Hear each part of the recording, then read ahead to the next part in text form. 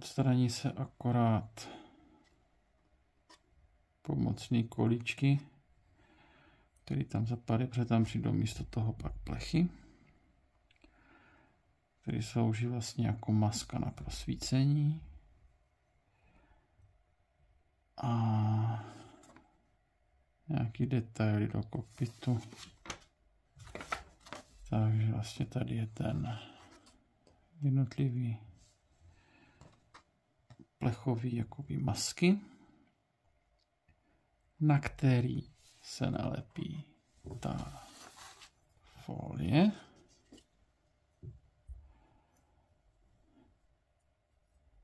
Tady mám třeba číslo 1.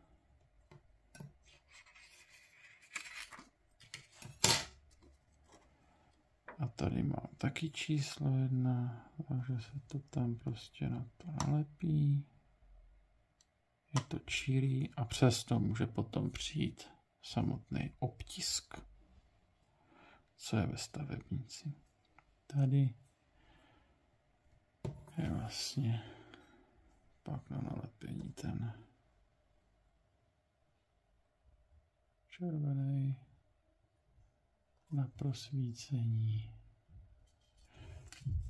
Film není potřeba pak prosvěcovat červenou, nebo stačí přibarvit potom červenou, což je tady tohle.